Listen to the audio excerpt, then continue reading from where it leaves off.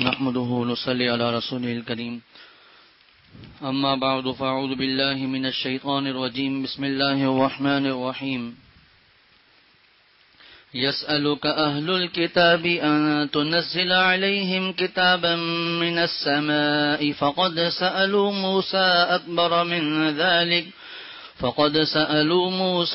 أكبر من ذلك فقالوا أرنا الله جهرة فأخذتهم الصاعقة بظلمهم ثم اتخذوا العجل من بعد ما جاءتهم البينات فعفونا عن ذلك وآتينا موسى سلطانا مبينا ورفعنا فوقهم الطور بميثاقهم وقلنا لهم ادخلوا الباب سجدا وقلنا لهم لا تعدوا في السبت وأخذنا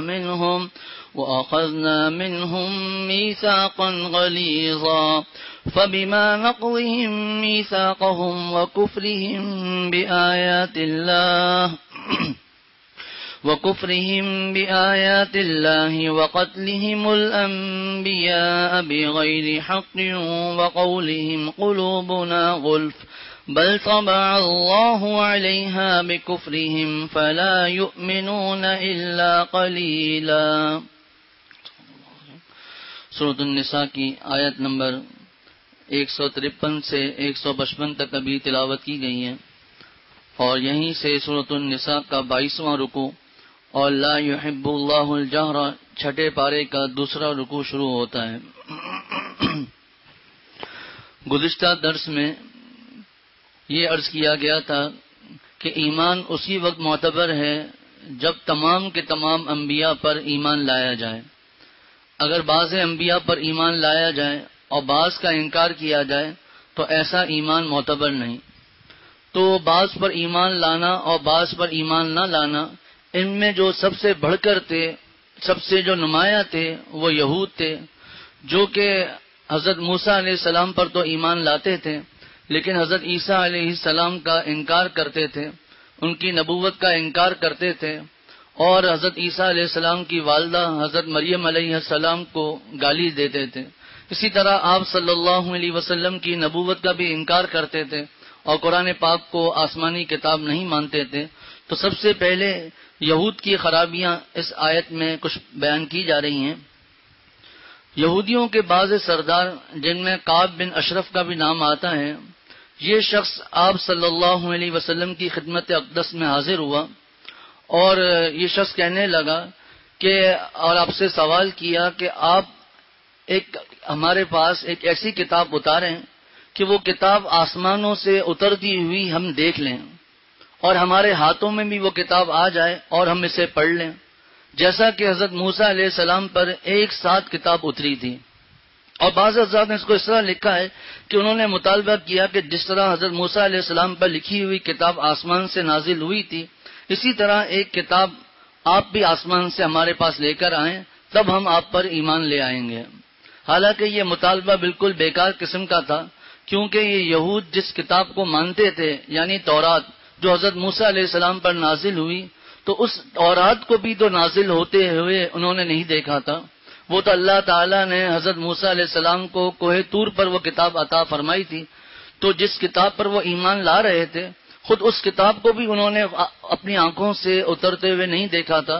تو آپ صلی اللہ علیہ وسلم سے یہ مطالبہ کرنا، یہ عناد، بغض اور حسد کی وجہ سے تھا، ہٹ دھرمی تھی اور کچھ بھی نہیں تھا۔ تو انہوں نے آپ صلی اللہ علیہ وسلم سے یہ مطالبہ کیا کہ ایسی کتاب ایک ہونی چاہیے آپ کے پاس بھی۔ جس طرح ہم سب کو پتا ہے کہ دوسری آسمانی کتابیں تو ایک ساتھ نازل ہوئی تھی، لیکن قرآن پاک ایک ساتھ نازل نہیں ہوا، بلکہ 23 سالہ دور نبوت میں آپ صلی اللہ علیہ وسلم پر تھوڑا تھوڑا ضرورت کے مطابق، حالات کے مطابق قرآن پاک نازل ہوتا رہتا تھا۔ خیر، تو انہوں نے آپ صلی اللہ علیہ وسلم سے یہ مطالبہ کیا۔ ان آیتوں میں اللہ تعالیٰ آپ صلی اللہ علیہ وسلم کو تسلی دے رہے ہیں اور فرما رہے ہیں کہ یہ یہودیوں نے جو آپ سے مطالبہ کیا ہے، یہ کوئی نیا معاملہ نہیں ہے۔ اس سے پہلے بھی انہوں نے اپنے نبی حضرت موسیٰ علیہ الصلوۃ والسلام سے بھی عجیب قسم کے مطالبے کیے تھے، اور پھر اس کے ساتھ ساتھ جو ان کی شرارتیں تھیں، کچھ اللہ تعالیٰ نے یہاں بیان فرمائی ہیں یہاں جن جن ان کی شرارتوں کا، ان کے باتوں کا تذکرہ ہے، اس کی تفصیلات تو سورہ بقرہ کے دروس میں گزر چکی ہیں. اب اگر ہم یہاں پر وہ تمام تفصیلات پھر بیان کریں تو کئی ہفتے اسی میں گزر جائیں گے. دروس الحمدللہ ہماری ویب سائٹ پر موجود ہیں. سورہ بقرہ آیت نمبر 51 آیت نمبر 51 سے لے کر آیت نمبر 61 تک یہ 2 رکوع میں یہ تفصیلات گزری ہیں، جن آج اشارے موجود ہیں کہ تفصیلات سورہ بقرہ میں گزر چکی ہیں. اللہ تعالیٰ ارشاد فرماتے ہیں یسألوک اہل الکتاب، اہل کتاب جو آپ سے مطالبہ کر رہے ہیں، سوال کر رہے ہیں، ان تنزل علیہم کتابا من السماء، کہ آپ ان پر آسمان سے کوئی کتاب نازل کروائیے. فقد سألوا موسیٰ اکبر من ذلک، تو یہ لوگ تو موسیٰ سے اس سے بھی بڑا مطالبہ کر چکے ہیں. میں پہلے بھی عرض کر چکا ہوں کہ جب ہم ترجمہ کریں گے تو چونکہ قرآن پاک میں موسیٰ نازل ہوا ہے تو ہم القابات نہیں لگائیں گے حضرت موسیٰ علیہ السلام، اس وقت ہم ترجمے کے وقت موسیٰ ہی کہیں گے. تو فقد سألوا موسیٰ اکبر من ذلک، تو یہ لوگ تو موسیٰ سے اس سے بھی بڑا مطالبہ کر چکے ہیں. فقالوا، چنانچہ انہوں نے کہا تھا، ارنا اللہ جہرتن، آپ ہمیں کھلی آنکھوں اللہ تعالیٰ کو دکھائیے. فقالوا، چنانچہ انہوں نے کہا تھا، ارنا اللہ جہرا، ہمیں اللہ کھلی آنکھوں دکھاؤ. فأخذتهم الصاعقة بظلمهم، چنانچہ ان کی سرکشی کی وجہ سے ان کو بجلی کے کڑکے نے آ پکڑا تھا. اور حضرت حکیم الامت تھانوی رحمۃ اللہ علیہ نے یہاں پر بظلمہم کا ترجمہ کیا ہے گستاخی کی وجہ سے. تو چنانچہ ان کی سرکشی کی وجہ سے یا چنانچہ ان کی گستاخی کی وجہ سے ان کو بجلی کے کڑکے نے آ پکڑا تھا.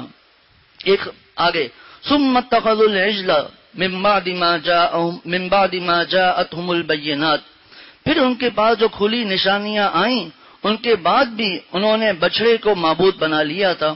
فعفونا عن ذلک، اس پر بھی ہم نے انہیں معاف کر دیا تھا. وآتینا موسیٰ سلطانا مبینا، اور ہم نے موسیٰ کو واضح اور کھلا اقتدار عطا کیا. ورفعنا فوقهم الطور بمیثاقہم، اور ہم نے کوہ طور کو ان پر بلند کر کے ان سے عہد لیا تھا. وقلنا، یہ تمام واقعات کی اشارہ ہو رہا ہے جن کی تفصیلات سورہ بقرہ میں گزر چکی ہیں. وقلنا لهم ادخلوا الباب سجدا، اور ہم نے ان سے کہا تھا کہ دروازے میں جھکے ہوئے سروں کے ساتھ داخل ہونا، اور ہم یعنی شہر کے دروازے میں جھکے ہوئے سروں کے ساتھ داخل ہونا. وقلنا لهم، اور ہم نے ان سے کہا تھا، لا تعدوا فی السبت، تم ہفتے کے دن کے بارے میں حد سے تجاوز نہ کرنا. وَأَخَذْنَا مِنْهُمْ مِيثَاقًا غَلِيظًا، اور ہم نے ان سے بہت پکا عہد لیا تھا. فَبِمَا نَقْضِهِمْ مِيثَاقَهُمْ، پھر ان کے ساتھ جو کچھ ہوا وہ اس لیے کہ انہوں نے اپنا عہد توڑا. وَكُفْرِهِمْ بِآيَاتِ اللَّهِ، اللہ کی آیتوں کا انکار کیا. وَقَتْلِهِمُ الْأَنْبِيَاءَ بِغَيْرِ حَقٍّ، اور انبیاء کو ناحق قتل کیا.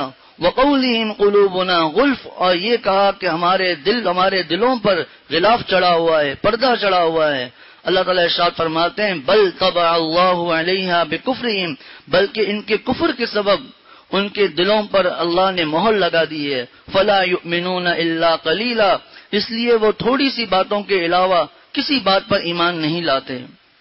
جیسا کہ میں نے عرض کیا کہ گزشتہ آیات میں یہ گزرا تھا کہ بعض لوگ وہ ہیں جو بعض انبیاء پر ایمان لاتے ہیں اور بعض انبیاء پر ایمان نہیں لاتے. ان میں جو سب سے اس گناہ میں، اس کفر میں بڑھ کر تھے وہ یہود تھے، جو کہ حضرت موسیٰ علیہ الصلوۃ والسلام کو تو مانتے تھے لیکن حضرت عیسیٰ علیہ السلام کو نہیں مانتے تھے، اور ہمارے پیارے نبی کریم صلی اللہ علیہ وسلم کو بھی نہیں مانتے تھے. تو ان کی خرابیاں پچھلی آیتوں میں بھی تھی اور آج ان آیتوں میں بھی ان کی سرکشی، ان کی گستاخیاں، ان کی خرابیاں ان آیتوں میں بیان کی جا رہی ہیں. کہ کعب بن اشرف جو یہودیوں کا ایک سردار تھا، یہ اور کچھ اور لوگ یہودی، یہ آپ صلی اللہ علیہ وسلم کی ابھی آج کی ایک بات سے پہلے یہ عرض کر دوں کہ آپ صلی اللہ علیہ وسلم کے زمانے میں جو یہود تھے، چونکہ ان کے آبا و اجداد حضرت موسیٰ علیہ السلام کے زمانے میں تھے اور چونکہ وہ اپنے آبا و اجداد کو صحیح سمجھتے تھے، تو سورہ بقرہ میں ہم لوگوں نے پڑھا اور سنا کہ وہاں پر اللہ تعالیٰ نے ان کو خطاب کیا کہ تم نے ایسا کیا تھا. حالانکہ ان لوگوں نے وہ کام نہیں کیے تھے، یہ کام ان کے آبا و اجداد نے کیے تھے، لیکن چونکہ وہ اپنے آبا و اجداد کے کاموں پر راضی تھے اس لیے اللہ تعالیٰ نے ان کو بھی خطاب کیا۔ معلوم ہوا کہ جو شخص گناہ پر راضی ہو جائے اور گناہ والوں کا ساتھ دے وہ بھی انہی لوگوں میں شمار ہوتا ہے، جیسا کہ سورہ یوسف میں ابھی اچانک اللہ تعالیٰ نے ایک بات یاد دلائی، سورہ یوسف میں جہاں پر حضرت یوسف علیہ السلام اور زلیخا کا قصہ ہے کہ زلیخا نے گناہ کی دعوت دی۔ اب تفصیلات کا بھی موقع نہیں، دعوت دینے والی تو زلیخا اکیلی تھی، لیکن اللہ تعالیٰ نے یہاں پر جو صیغہ نازل فرمایا یدعوننی، جمع مؤنث غائب کا صیغہ نازل فرمایا، جمع مؤنث غائب کا صیغہ نازل فرمایا یدعوننی۔ ہمارے شیخ عارف باللہ حضرت مولانا شاکی محمد اختر صاحب رحمۃ اللہ علیہ کی کتابوں میں موجود ہے کہ حضرت والا رحمۃ اللہ علیہ بنگلہ دیش میں موجود تھے، فالج ہو چکا تھا، اس بڑھاپے میں یہ بیان فرما رہے تھے کہ اے میرے رب کہ یہ قید خانہ مجھے زیادہ محبوب ہے اس چیز سے جس کی طرف یہ عورتیں مجھے گناہ کی دعوت دے رہی ہیں۔ تو بیان کے بیچ میں ایک عالم کھڑے ہو گئے اور انہوں نے حضرت والا سے سوال کیا کہ حضرت یہ یدعونا تو مذکر کا صیغہ ہے، جمع مذکر غائب، اور آپ ترجمہ فرما رہے ہیں جمع مؤنث غائب کا۔ فضول قسم کا اشکال تھا کہ آپ ترجمہ کر رہے ہیں اور وہ بھی بیان کے درمیان میں آپ ترجمہ کر رہے ہیں جمع مؤنث غائب۔ ہمارے جو علماء و طلباء بیٹھے ہیں وہ حضرت والا کی اس بات پر اشش کر اٹھیں گے۔ آپ ترجمہ کر رہے ہیں جمع مؤنث غائب کا، حالانکہ یہ تو جمع مذکر کا صیغہ ہے یدعونا۔ حضرت والا رحمۃ اللہ علیہ نے اس بڑھاپے میں اللہ تعالیٰ نے حضرت والا فرماتے اللہ نے میری لاج رکھ لی، فرمایا مولانا اس گردان میں جمع مذکر غائب اور جمع مؤنث غائب دونوں کا ایک ہی صیغہ ہے۔ تو حضرت والا رحمۃ اللہ علیہ نے گردان پڑھ کے سنائی اس بڑھاپے میں یدعو یدعوانی یدعونا تدعو تدعوانی یدعونا۔ خیر تو اشکال یہ ہوتا ہے، ایک سوال یہ دل میں آتا ہے کہ گناہ کی دعوت دینے والی تو زلیخا اکیلی تھی، لیکن اللہ تعالیٰ نے تمام عورتوں کو کیوں کہا کہ یہ عورتیں مجھے دعوت دے رہی ہیں؟ یہی بات ہے، چونکہ وہ عورتیں بھی گناہ میں شامل تھی اور حضرت یوسف علیہ السلام سے کہہ رہی تھی کہ آپ زلیخا کی بات مان لیں، تو گو کہ گناہ کی دعوت اصل گناہ کی دعوت دینے والی وہ زلیخا تھی، لیکن چونکہ ان عورتوں نے اس کا ساتھ دیا تو اللہ تعالیٰ نے ان کو بھی یہاں شامل کر دیا۔ تو اسی طرح یہاں کا یہ معاملہ ہے کہ اصل معاملہ تو ان کے آبا و اجداد نے کیا تھا حضرت موسیٰ علیہ الصلوۃ والسلام کے ساتھ، لیکن چونکہ یہ لوگ بھی اپنے آبا و اجداد کے اس فعل پر راضی تھے اس لیے سورہ بقرہ میں ان کو خطاب کیا گیا۔ تو حضور صلی اللہ علیہ وسلم سے یہ خطاب کیا، یہ مطالبہ کیا گیا کہ ہم تو آپ پر اس وقت ایمان لائیں گے۔ ابھی تفصیلات کا موقع نہیں، گزشتہ دروس میں ظاہر سی بات ہے جو حضرات سب دروس میں شریک ہوتے ہیں ان کے لیے آسانیاں ہوتی ہیں، بات سمجھ میں آتی ہے۔ اب قرآن پاک میں ایک واضح چیلنج دے دیا گیا کہ اگر اس کتاب میں کوئی شک ہے تو اس جیسی ایک وَإِن كُنتُمْ فِي رَيْبٍ مِّمَّا نَزَّلْنَا عَلَىٰ عَبْدِنَا فَأْتُوا بِسُورَةٍ مِّن مِّثْلِهِ، اس جیسی ایک صورت لے کر آ جاؤ، فَأْتُوا بِعَشْرِ، 10 آیتیں اس جیسی لے کر آ جاؤ۔ لیکن یہ تمام چیلنج سامنے تھے، اس کے باوجود ایک نئے قسم کا مطالبہ کر دیا کہ جو قرآن پاک ہے ٹھیک ہے، لیکن ہم اس وقت ایمان لائیں گے جب آپ ایک کتاب ہمارے سامنے اترتی ہوئی ہم دیکھیں تب ہم ایمان لائیں گے۔ تو اللہ تعالیٰ نے آپ صلی اللہ علیہ وسلم کو خطاب کیا اور فرمایا یسألوک اہل الکتاب، یہ اہل کتاب سے مراد یہود اور نصارہ ہوتے ہیں۔ یہود جو حضرت موسیٰ علیہ الصلوۃ والسلام پر ایمان لائے اور نصارہ جو حضرت عیسیٰ علیہ السلام پر ایمان لائے، یہاں اہل کتاب سے مراد یہود ہیں۔ یسألوک اہل الکتاب کہ یہ اہل کتاب جو آپ سے سوال کر رہے ہیں، مطالبہ کر رہے ہیں، ان تنزل علیہم کتابا من السماء کہ آپ ان پر آسمان سے کوئی کتاب نازل کروائیے۔ تو فرمایا کہ آپ پریشان مت ہوں، ان کے جو آبا و اجداد تھے انہوں نے اس سے بھی بڑا مطالبہ حضرت موسیٰ علیہ الصلوۃ والسلام سے کیا تھا، اور وہ مطالبہ یہ تھا کہ ٹھیک ہے آپ تورات لے کر آئے ہیں، اس کا واقعہ تھوڑا سا آگے آئے گا، کوہ طور پر آپ گئے ہیں، آپ تورات لے کر آئے ہیں، لیکن ہمیں کیسے پتا چلے یہ اللہ تعالیٰ کی کتاب ہے؟ تو ان پر حجت پوری کرنے کے لیے اللہ تعالیٰ نے خطاب فرمایا کہ یہ تورات میری کتاب ہے جو میں نے ان پر نازل کی ہے حضرت موسیٰ علیہ الصلوۃ والسلام پر۔ لیکن یہ ان لوگوں نے، ان یہودیوں کی جو خباثتیں ہیں یہ شروع سے ایسی ہیں، انہوں نے اس پر بھی بس نہیں کیا اور مطالبہ کیا کہ اللہ تعالیٰ ہمیں دکھاؤ، ہم اللہ تعالیٰ کو دیکھنا چاہتے ہیں۔ کتنی بڑی جرت انہوں نے کر لی۔ تو اللہ تعالیٰ نے فرمایا آپ فکر نہ کریں، ان کی یہ عادت رہی ہے، فقد سألوا موسیٰ اکبر من ذلک، یہ لوگ تو موسیٰ سے اس سے بھی بڑھ کر مطالبہ کر چکے ہیں۔ اور وہ مطالبہ کیا تھا؟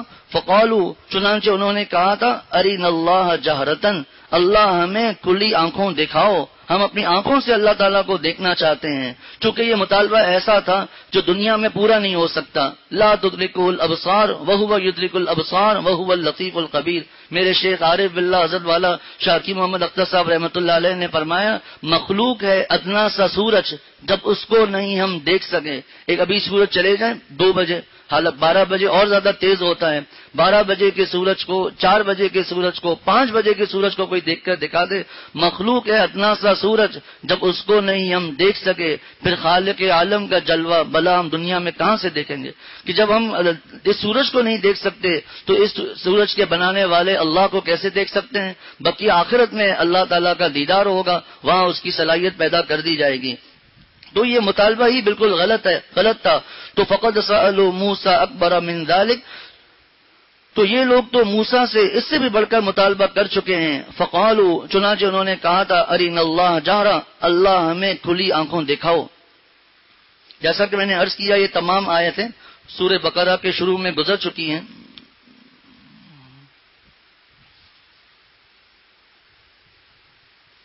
وَإِذْ قُلْتُمْ يَا مُوسَىٰ لن نؤمن لك حتى نرى الله جهرة فأخذتكم الصاعقة وأنتم تنظرون ثم بعثناكم من بعد موتكم لعلكم تشكرون.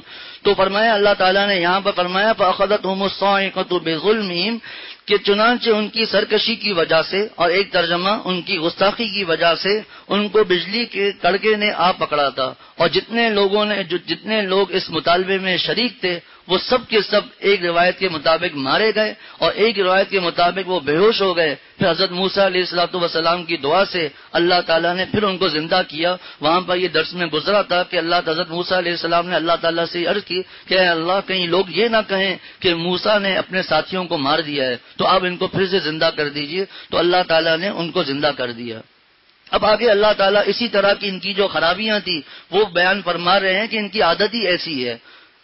ثم اتخذوا العجل من بعد ما جاءتهم البينات فعفونا عن ذلك. حضرت موسیٰ علیہ الصلوۃ والسلام کو اللہ تعالیٰ نے فرمایا کہ آپ کوہ طور پر آئیے اور 40 دن وہاں پر رہیے، اعتکاف کیجیے، ہم آپ کو تورات عطا فرمائیں گے. حضرت موسیٰ علیہ الصلوۃ والسلام وہاں کوہ طور پر تشریف لے گئے، وہاں اللہ تعالیٰ نے وہاں اعتکاف کیا، اللہ تعالیٰ نے ان کو تورات عطا فرمائی. پیچھے جو سامری جادوگر تھا، تفصیلات گزر چکی، اس نے ایک بچڑا بنایا، گائے ایک بچڑا بنایا، اور اس نے اس کو ایسا کیا کہ یہ ان لوگوں کا دیکھو تمہارا معبود ہے، تمہارا خدا ہے، اس کو آ کر پوجو، اس کی پرستش کرو. تو حضرت موسیٰ علیہ الصلوۃ والسلام کے جو قوم کے بعض لوگ تھے انہوں نے اس بچڑے کی پرستش شروع کر دی.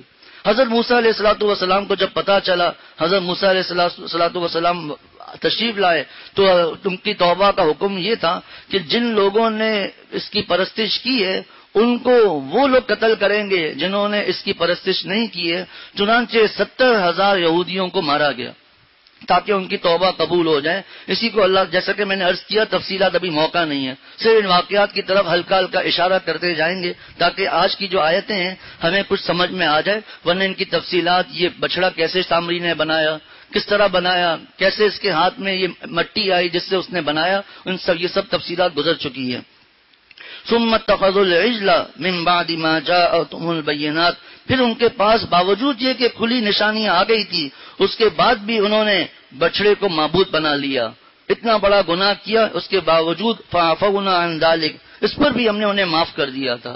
چنانچہ اس آیت کے ذریعے آپ صلی اللہ علیہ وسلم کے زمانے کے جو یہودی تھے ان کو خطاب کیا جا رہا ہے کہ تم بھی اپنی غلطیوں سے معافی مانگ لو، اللہ تعالیٰ تمہیں بھی معاف فرما دیں گے. فعفونا عن ذلك، اس پر بھی ہم نے انہیں معاف کر دیا تھا. آگے اللہ تعالیٰ ارشاد فرماتے ہیں وَآتَيْنَا مُوسَىٰ سُلْطَانًا مُبِينًا، اور ہم نے موسیٰ کو واضح اقتدار عطا کیا تھا. یہاں سے واضح اقتدار سے مراد کیا ہے؟ ایک قول تو یہی ہے بنی اسرائیل پر حکومت اللہ تعالیٰ نے حضرت موسیٰ علیہ السلام کو عطا فرمائی. ایک روایت یہ ہے کہ واضح دلیل یہ ہے کہ اس سے مراد مخالفوں کے خلاف معجزات ہیں جو اللہ تعالیٰ نے حضرت موسیٰ علیہ السلام کو معجزات عطا کیے. اور ایک تفسیر ہے کہ اللہ تعالیٰ نے حضرت موسیٰ علیہ السلام کو روم عطا کیا تھا. حضرت موسیٰ علیہ السلام کا روب ایسا تھا کہ تفسیر معرف القرآن میں حضرت مفتی شفیع صاحب رحمۃ اللہ علیہ نے لکھا ہے کہ جب جادوگروں کا معاملہ ہوا تھا کہ جادوگروں نے اپنی رسیاں پھینکی تھی، وہ سانپ ہو گئے. حضرت موسیٰ علیہ السلام نے اللہ کے حکم سے اپنا عصا پھینکا، وہ اژدہا بن گیا، سب کے سب سانپوں کو کھا گیا.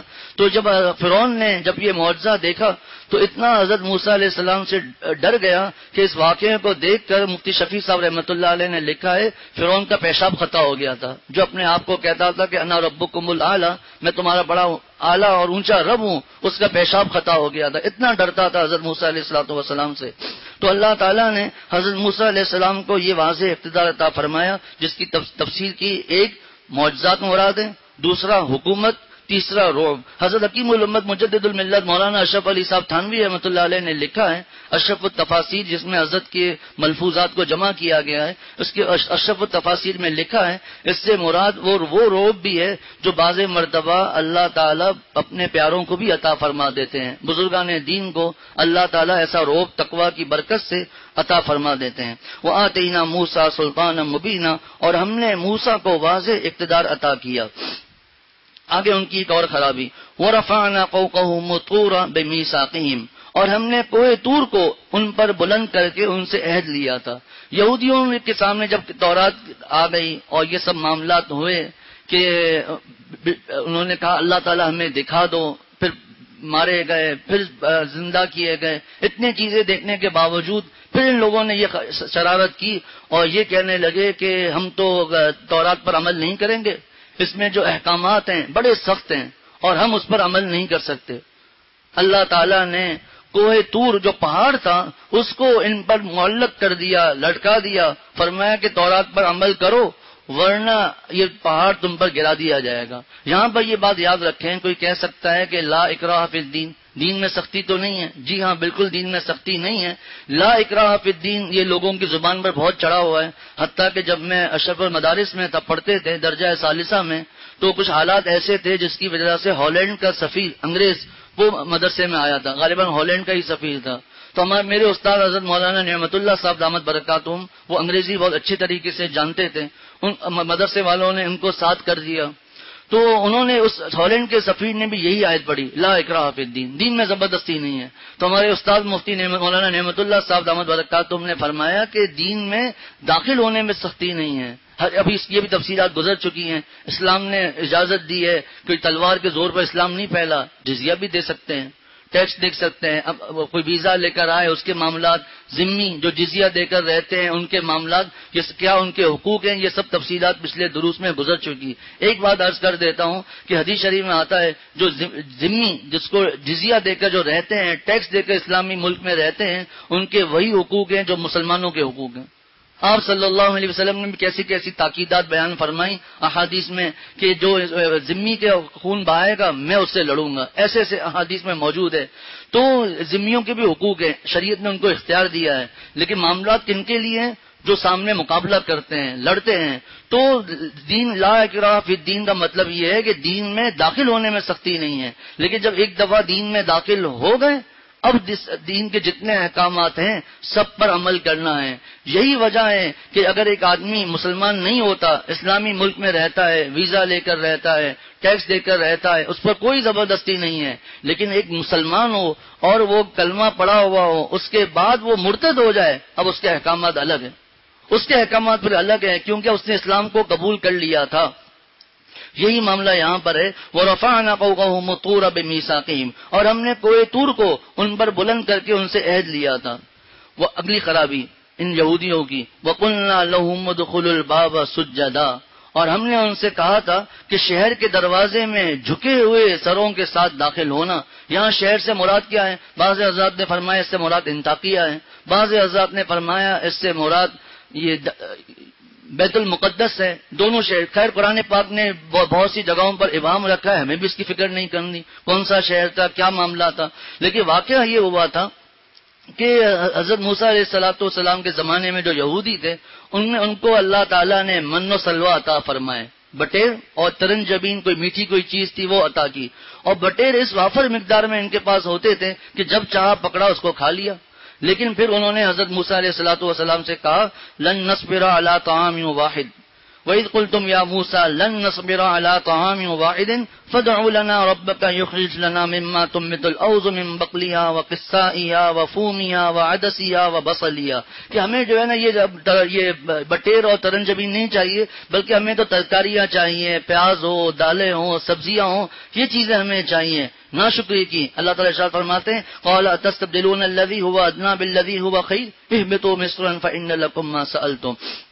خیر تو ان لوگوں نے یہ شرارت کی، ہمیں یہ چیزیں نہیں چاہیے، تو اب ان لوگوں نے ناشکری کی. اب ان کو اللہ تعالیٰ نے توبہ کا فرمایا، وہ یہ فرمایا کہ تم ایسا کرنا کہ جو تم انطاکیہ شہر ہے یا بیت المقدس شہر ہے، اس میں یہاں پر سجدہ کا ترجمہ یہ نہیں کریں گے سجدہ کرتے ہوئے تم داخل ہونا، بلکہ ترجمہ میں نے یہ کیا جھکے ہوئے سروں کے ساتھ داخل ہونا. یعنی ان کو یہ کہا گیا تھا کہ آپ عاجزی کے ساتھ داخل ہونا، اکڑ کے نہیں، سر جھکا کر عاجزی کے ساتھ داخل ہونا، اور ساتھ ساتھ میں کہنا حتتن حتتن حتتن، ہمیں معاف کر دیجئے، ہمیں معاف کر دیجئے.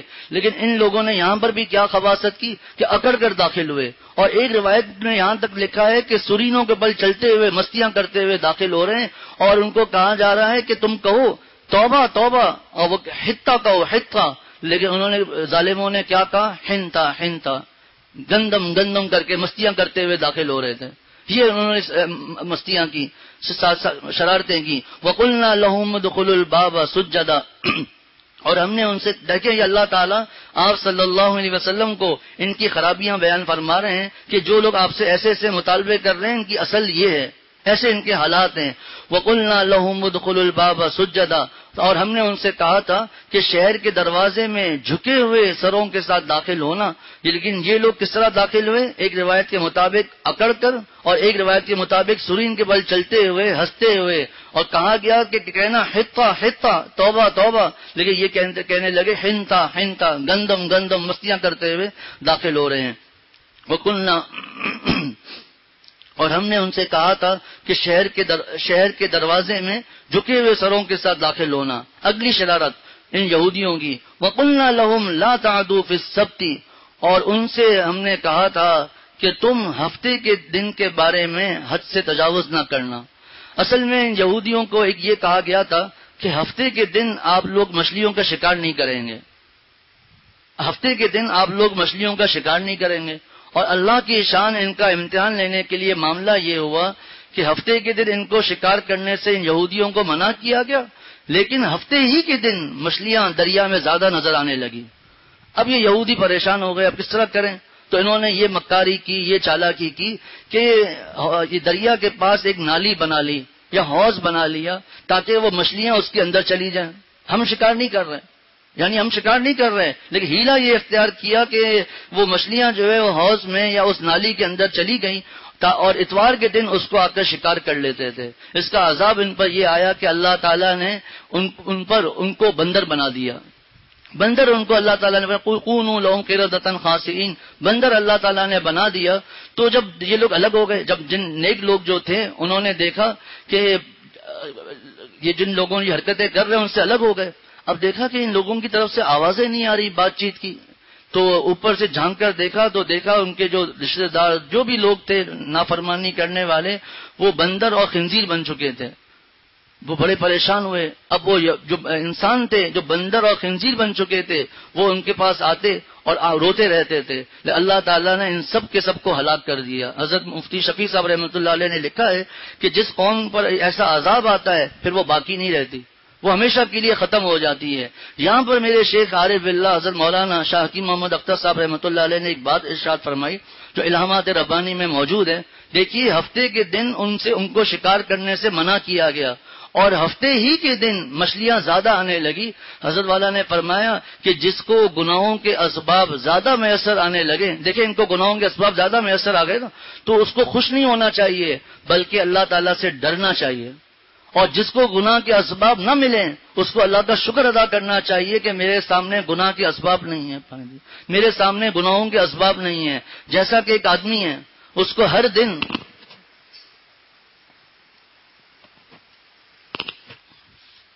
ابھی تفصیلات کا ہم دیکھیں موقع نہیں، ہر دن اس کو ہر کچھ دن کے بعد ایسی جگہ شادیوں میں دعوت مل رہی ہے جہاں اللہ تعالیٰ کی نافرمانیاں ہیں. تصویریں ہیں، ویڈیو بن رہی ہے، میوزک چل رہا ہے، مکس گیدرنگ ہے، مرد عورت ساتھ ہیں، ناچ گانا ہو رہا ہے، یہ خوش ہو رہا ہے کہ مجھے آئے دن دعوتیں مل رہی ہیں، تو خوش نہیں ہونا چاہیے، اللہ تعالیٰ سے ڈرنا چاہیے۔ اسی طرح موبائل کے گناہ ہیں، انٹرنیٹ کے گناہ ہیں، اب وہ جب بھی جائے اس کا انٹرنیٹ صحیح چل رہا ہے، لائٹ بھی موجود ہے، وہ خوش ہو رہا ہے کہ جب بھی میں چاہتا ہوں گناہ میرے سامنے میرے لیے آسان ہے، لیکن اس کو ڈرنا چاہیے۔ اگر گناہ کرنے جائیں، خصوصاً میں موبائل کے حوالے سے کہہ رہا ہوں، لائٹ ہی نہیں ہے کہ موبائل چارج کر سکیں، غصہ ہوتا ہے یار میرے ساتھ یہ کیا ہو گیا، لیکن خوش ہونا چاہیے کہ میں گناہ سے بچ گیا۔ تو جس کو گناہ کے اسباب وافر مقدار میں میسر آ رہے ہوں تو حضرت والا نے فرمایا اس کو ڈرنا چاہیے، جیسا کہ ان یہودیوں کے ساتھ معاملہ ہوا کہ ان کو شکار کرنے سے منع کیا گیا، لیکن اس کے باوجود اسی دن جس دن ان کو شکار کرنے سے منع کیا گیا اسی دن وافر مقدار میں یہ مچھلیاں ان کے سامنے آ رہی ہیں۔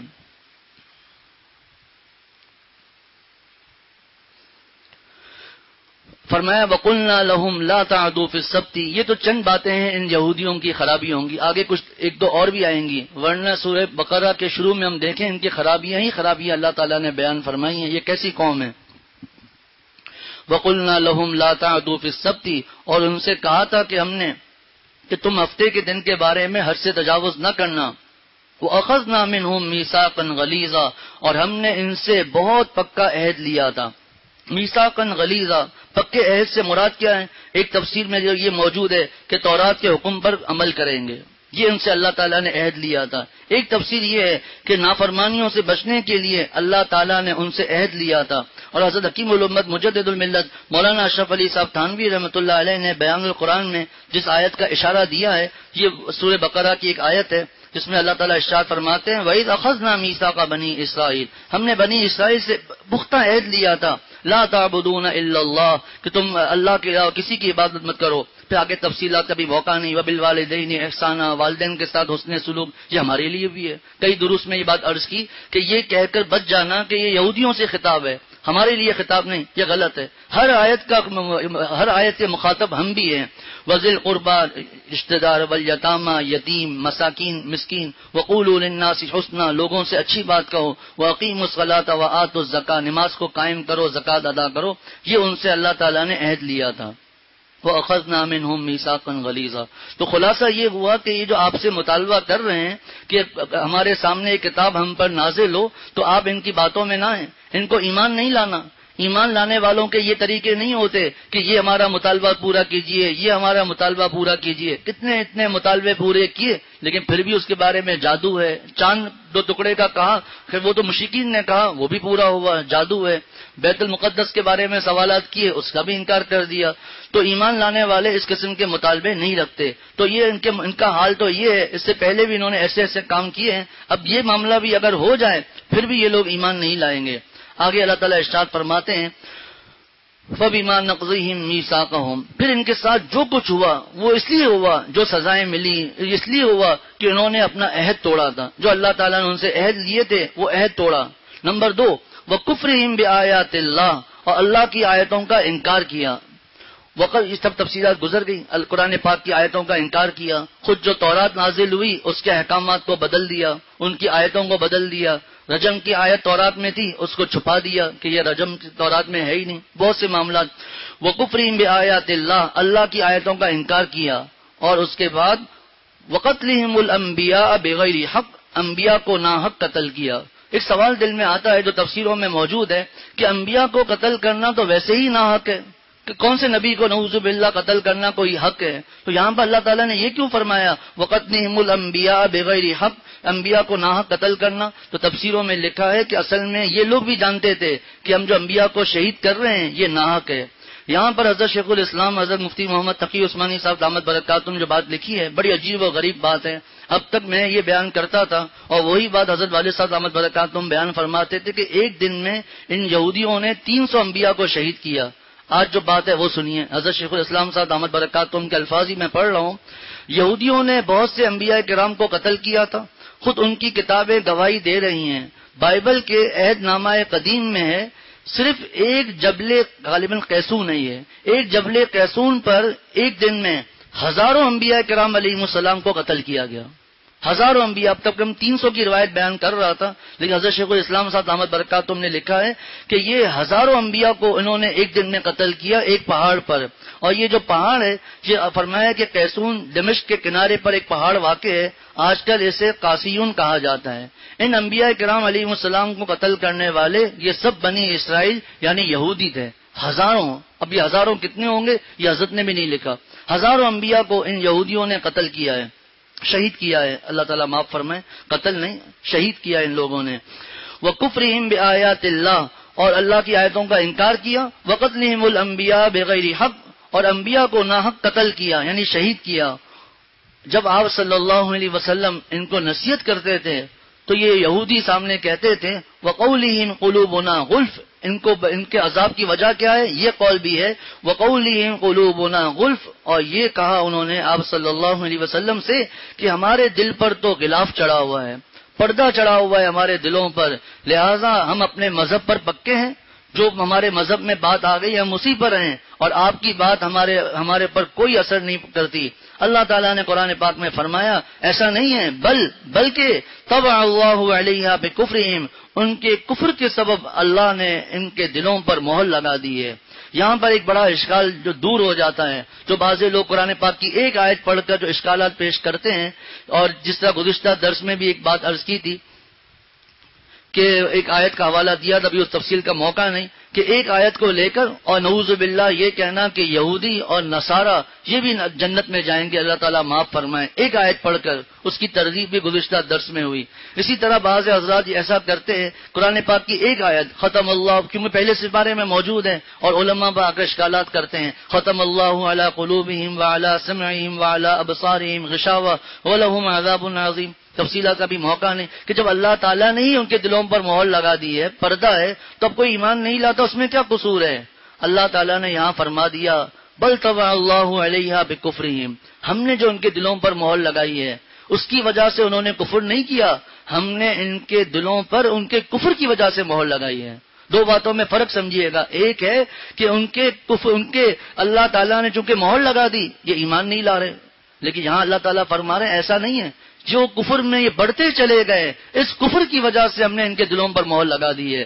جیسا کہ حضرت شیخ الاسلام صاحب دامت برکاتہم نے اپنی تفسیر میں ایک حدیث شریف لکھی ہے، فرمایا کہ آپ صلی اللہ علیہ وسلم نے فرمایا جب بندہ کوئی گناہ کرتا ہے تو اس کے دل میں ایک سیاہ کالا نقطہ لگ جاتا ہے، پھر جب وہ گناہ کو چھوڑ دیتا ہے اور استغفار اور توبہ کرتا ہے تو اس کے دل کی صفائی ہو جاتی ہے، اور اگر وہ توبہ کرنے کے بجائے دوبارہ گناہ کرتا ہے تو سیاہ نقطہ مزید پھیل جاتا ہے یہاں تک کہ پورے دل پر سیاہی چھا جاتی ہے. پھر آپ صلی اللہ علیہ وسلم نے فرمایا یہی وہ رانا زنگ ہے جس کا ذکر اللہ تعالیٰ نے اس آیت کلا بل رانا علی قلوبہم ما کانوا یکسبون، بلکہ ان کے کلا ہرگز نہیں بلکہ ان کے دلوں پر زنگ لگ چکا ہے. وجہ ما کانوا یکسبون، کیونکہ جو انہوں نے کمائی کی اس کی وجہ سے.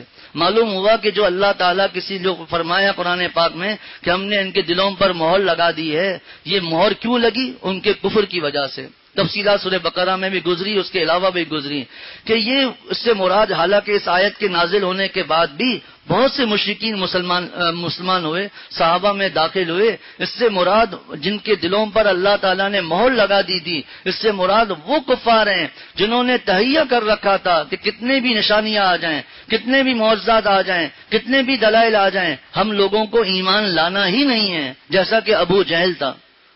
ایک واقعہ پہلے بھی کئی دفعہ عرض کیا ہے کہ ابو جہل اور اخنس بن شریق اور حضرت ابو سفیان رضی اللہ تعالیٰ عنہ، اس وقت ابو سفیان مسلمان نہیں ہوئے تھے، تینوں رات کے وقت آپ صلی اللہ علیہ وسلم کا قرآن پاک سن رہے ہیں. قرآن پاک جب سن کر جانے لگے تو آپس میں ملاقات ہو گئی. تینوں نے ایک دوسرے کا جب معلوم کیا کیوں آئے تھے تو بتا دیا قرآن پاک سننے کے لیے. اس زمانے کے کفار بھی جھوٹ نہیں بولتے تھے، کبھی کل سے نہیں آنا. دوسرے دن پھر پہنچ گئے، پھر منع کیا، تیسرے دن پھر پہنچ گئے. تیسرے دن تینوں نے اپنے جو بت تھے، اپنے نعوذ باللہ جو معبود تھے لات و عزا، ان کی قسمیں کھائیں کہ اللہ کی قسم اب ہم لات و عزا کی قسم اب ہم یہ قرآن پاک نہیں سنیں گے. ہم بڑوں کا یہ حال ہے کہ ہمارے دل پر قرآن ایسا اثر کر رہا ہے تو چھوٹوں کا کیا ہوگا. چوتھے دن اخنس بن شریق کافروں کا بوڑھا اٹھا اور ابو جہل کے پاس گیا، سب سے بڑا آپ صلی اللہ علیہ وسلم کا دشمن، ابو جہل کے پاس گیا اور پوچھا یہ بتاؤ کہ قرآن پاک برحق ہے؟ ابو جہل نے اقرار کیا ہاں برحق ہے، معرف القرآن میں واقعہ لکھا ہے۔ اچھا آپ صلی اللہ علیہ وسلم سچے نبی ہیں؟ کہا ہاں سچے نبی ہیں۔ پھر ظالم تم ایمان کیوں نہیں لاتے ہو؟ کہا اصل میں بات یہ ہے کہ میرے اور آپ صلی اللہ علیہ وسلم کے قبیلے میں آپس میں مقابلہ ہے، جب بھی وہ کوئی چیز لاتے ہیں ہم اس کے مقابلے میں دوسری چیز لے آتے ہیں۔ اب مسئلہ یہ ہے کہ انہوں نے ایسی چیز لے کر آئے ہیں نبوت قرآن، اس کا مقابلہ ہم نہیں کر سکتے، ہمارے پاس یہی ہے کہ ہم اس کا انکار کریں۔ ایسے لوگوں کے دلوں پر اللہ تعالیٰ نے مہر لگا دی، ورنہ آج تک کروڑوں اربوں کفار مسلمان ہوئے ہیں۔ اگر یہ مہر کا یہی معاملہ ہوتا تو کسی کو بھی ایمان نہیں لانا چاہیے تھا۔ اور یہ مہر لگنے کی وجہ کیا ہے؟ اس آیت میں وہاں پر کیا آیا؟ قرآن پاک کی ایک آیت کی تفسیر دوسری آیت کرتی ہے، وہاں پر مطلقاً آ گیا کہ اللہ نے ان کے دلوں پر مہر لگا دی، اور یہاں پر مہر لگانے کی وجہ بھی بیان کر دی کہ اس مہر لگانے کی وجہ ہم نہیں ہے، نعوذ باللہ، اس کا کفر ہے۔ بل طبع اللہ علیہا بکفرہم، بلکہ ان کے کفر کے سبب اللہ نے ان کے دلوں پر مہر لگا دی ہے۔ فلا یؤمنون الا قلیلا، اس لیے وہ تھوڑی سی باتوں کے علاوہ کسی بات پر ایمان نہیں لاتے۔ لہذا یہود کس بات پر ایمان لائے؟ حضرت موسیٰ علیہ السلام پر ایمان لے آئے، تورات پر ایمان لے آئے، لیکن حضرت عیسیٰ علیہ السلام کا انکار کر دیا، ان کی کتاب کا انکار کر دیا، آپ صلی اللہ علیہ وسلم کا انکار کر دیا، حضور صلی اللہ علیہ وسلم کی جو کتاب قرآن پاک اس کا انکار کر دیا۔ بعض حضرات نے فرمایا اس سے مراد یہ ہے وہ یہود مراد ہیں جو بعد میں ایمان لے آئے تھے۔ بہت کم یہودی ایمان لائے، جیسا کہ حضرت عبداللہ بن سلام رضی اللہ تعالیٰ عنہ، جو باوجود یہ کہ پہلے یہودی تھے اور اس کے بعد یہ ایمان لے آئے۔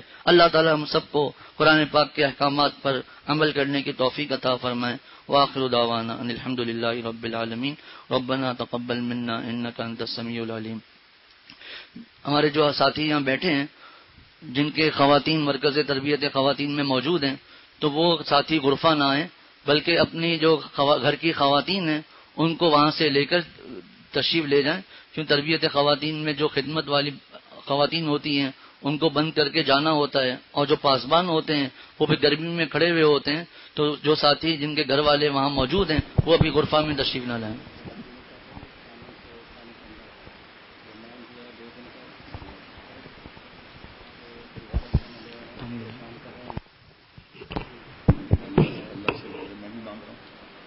ایک بات میں بھول گیا تھا، حضرت والا شاہ رڑک صاحب رحمۃ اللہ علیہ سے حضرت والا نے دعا کرائی کہ مدرسے کے لیے دعا کر لیں، تو حضرت شاہ رڑک صاحب نے مدرسہ اشرف مدارس کے لیے دعا فرمائی۔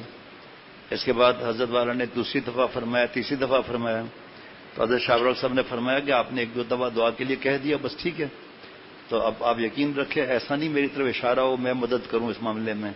حضرت والا کو بڑا غم ہوا، واقعی بار بار بولنے کا مطلب کیا، تو بعض لوگ تقریباً روزانہ میسج، روزانہ کسی کے ہاتھ سے کئی لوگ کہ دعا کرنے قرضہ اتر جائے، قرضہ اتر جائے، تو الحمدللہ معمول ہے، جب ایک دفعہ دعا کے لیے آ گیا وہ الگ معمول ہے، پھر اپنے سمیت سب مسلمانوں کے لیے دعا کرنے کا الگ معمول ہے، پھر پریشانیاں ہماری سب کی اس کے لیے الگ معمول ہے، تو بار بار کہنے سے ایک قسم کا اشارہ ہو جاتا ہے۔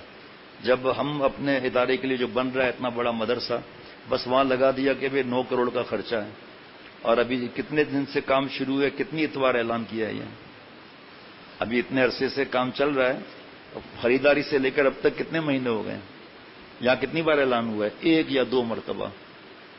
تو اب اور بھی کوئی مدرسے والا بھی کہتا ہے تو میں کہتا ہوں بھائی ہمارا دیکھیں قرضہ ہے اور کام چل رہا ہے، یہ ہم نے تو کسی کو نہیں کہا، اب آپ کے لیے میں کسی کو کیسے کہوں؟ حضرت نے بھی یہ جملہ فرمایا تھا، فرمایا بس تمہارے دادا نے میری کھچائی کر لی، بس تو میں دعا کر رہا ہوں نا، تو ایک قرضے کے لیے دوا وہاں پر دعا بھی ہے، دوا یعنی نصیحتیں بھی ہیں، پھر اس کے بعد بار بار میسج کرنا ایک ہی بات پر، اس کے لیے خیال رکھنا چاہیے اس کو۔ اللہ تعالی ہم سب کو عمل والا بنا دیں۔